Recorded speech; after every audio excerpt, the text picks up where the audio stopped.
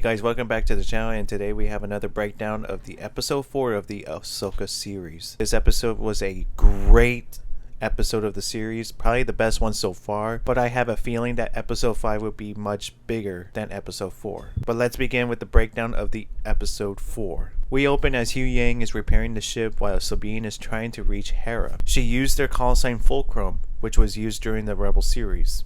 It was to disguise the Rebel Command Center and Ahsoka. Their transmitter was still damaged from the space battle from the Eye of Sion. Ahsoka plans to take Sabine to the ground base to recollect the star map. Ahsoka questions Sabine on whether she could be able to let go if it comes to last resort. Sabine tries to reason that they have to save Ezra, but Ahsoka responds that they have to let go of Ezra in order to prevent Thrawn from returning. Hu Yang comes outside of the ship and continues to repair it, while the assassin droid finds the ship and reports to Shin. Baylan gives the order for them to confront them. Morgan questions Baylan about his loyalty and fear because of Ahsoka. He responds that it's the sound of experience that the Jedi will be relentless. Sabine prepares her gear and notices that she is searching for her blaster charge, which she panics to find. Ahsoka helps her to find it and tells her to relax. The tension continues to rise between the both of them because of Sabine's closeness to Ezra. Hu Yang was able to fix the ship, but he was encountered by a droid,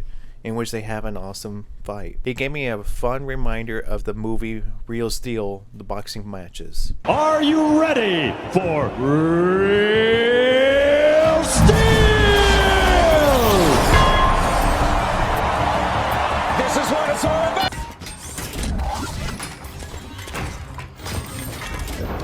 He pulls the plug to cut the power. Ahsoka and Sabine head outside and defeat the ground troops. Ahsoka assigns Hu Yang to get the transmitter working to get Hera to their location as soon as possible. He requests that they both should stick together, and they both agree and run towards the shrine. Now cut to Home 1, where Hera, Jason, and Chopper are heading out to leave Home 1 without informing their departure, in which they were escorted by 4 X-Wings, which Carson leads. Carson was in The Mandalorian Season 3. He also talks to Zeb. At the same time, they make a jump to hyperspace to Cetos. On Cetos, Morgan reassures Baylan that they have the exact coordinates to Thrawn's location in order to avoid being lost or destroyed in the void of space. In the forest, Marek and Shin Hati are waiting for Ahsoka and Sabine. Sabine uses her Mandalorian arsenal to draw Shin away, while Ahsoka duels with Marek. At one point during the duel, she posed like Anakin during the Clone Wars and baited for Marek to make the wrong move. With patience, she does a single swing and he gets slashed in the midsection, like how samurais will land strikes on their opponents in traditional fights. Marek is defeated and becomes a green mist with screams. The green mist can be witchcraft from Morgan, just like how Marin raised the Night Sisters from the dead on Jedi Fallen Order, and when Savage Opress died during the Clone Wars. During Shin and Sabine's duel, Shin does a forced push that knocks off Sabine's helmet and loses her dual pistols. Sabine ignites Ezra's lightsaber, and they have a lightsaber duel. As they lock face to face, Shin hears Marek scream, and Sabine tells Ahsoka to leave and get the map. Morgan watches the progression of the calculations of the coordinates and orders Baylan to protect it while she goes to the Eye of Sion. Ahsoka arrives at the shrine and sees Baylan. Baylan mentions to her that Anakin spoke highly of her. He also mentions the fate of Anakin of turning to the dark side, that she was the catalyst of his turn. Ahsoka ignites her lightsaber and Baylan says that it was inevitable. She only uses one lightsaber, just like the previous duel, in which she wants this duel to be as traditional as a samurai would have. This duel is very amazing, and seeing Baylan being a great foe to Ahsoka continues to duel Baylan but tries to grab the star map as the calculations are almost complete. It cuts back to Sabine and Shin's duel, in which Shin disarms Sabine, and Sabine uses very little force push. Shin shrugs it off and tells her that she has no power. Then Sabine responds by using her gauntlet blaster to disarm Shin. Shin uses smoke to escape Sabine. Pocket sand!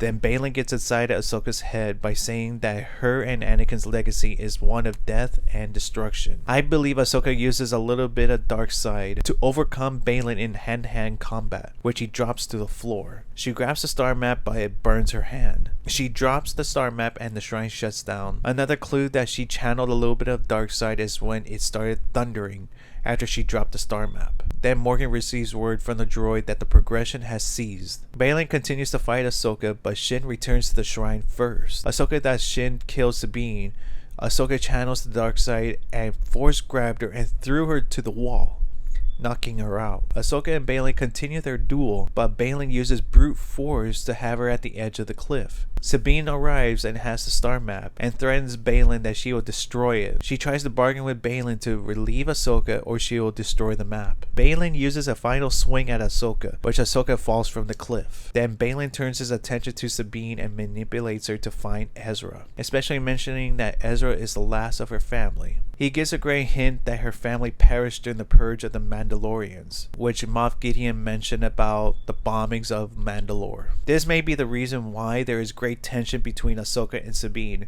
Ahsoka didn't listen to Sabine's request to aid the Mandalorians, which led to their demise. Baylan continues to manipulate Sabine to work along with him to find Ezra and find the greater good, in which he would spare Sabine. Sabine hands him the star map and he places it back on the mantle for the coordinates to continue to configure. Sabine begins to choke because Shin is using force choke on her, but Baylan orders her to release her since he gave Sabine his word that no harm will be upon her. The coordinates are complete and Morgan orders for a ship to retrieve Baylan and everyone. Baylan uses his lightsaber to destroy the map so nobody can follow them. Hera notifies Huyang that they have arrived and they found the Eye of Sion. The Eye of Sion makes orbit and is about to jump to hyperspace. Hera and the squadron try to block their path, but Morgan disregards them. Morgan tells the droid to continue to jump to hyperspace. Hera notices that the power of the hyperdrives were still igniting and tries to tell everyone to get out of the way. As the Eye of Sion jumps to hyperspace, the X-Wings and the Ghost lose their power briefly, which two X-Wings crash into each other. Eventually, the remaining ships regain power. Then Jason says the most reused phrase in Star Wars history. I've got a bad feeling about this. Oh, I have a bad feeling about this. I have a very bad feeling about this. I got a bad feeling about this. I have a bad feeling about this. Huyang tries to radio Ahsoka and Sabine, but there's no answer. Ahsoka awakens and realizes she is in the world between worlds, which she hears, "Hello, Snips." Snips was her nickname given by Anakin Skywalker during the Clone Wars. Then he says, "I didn't expect to see you so soon." She turns around and Anakin Skywalker appears in person. He smiles at her and the episode ends with the beginning notes of the Imperial March. This episode is an all-time favorite and rating it a 20 out of 10. The samurai fighting, the manipulation from Baylan, and seeing Hayden Christensen portraying Anakin Skywalker was the cherry on top of the sundae. This episode hit all of our feelings, which created a big outburst throughout the whole world, which everyone rejoiced that Dave Filoni and his team were able to create a monumental moment in Star Wars history. Episode 5 will be a pivotal episode of this series, especially since Disney states that Episode 5 will have selected theatrical screenings, and which is the first time that a streaming series has done so. So that concludes the breakdown of Episode 4. Let us know in the comments down below, how would you rate this episode? Were you surprised and cried a little bit when you saw Hayden portraying Anakin Skywalker in person? I'll be releasing a theory on what is going on in the world between worlds, especially that Anakin isn't himself. Keep an eye out for that video. Make sure to hit the like and subscribe button to the channel for future content. And as always, may the Force be with you.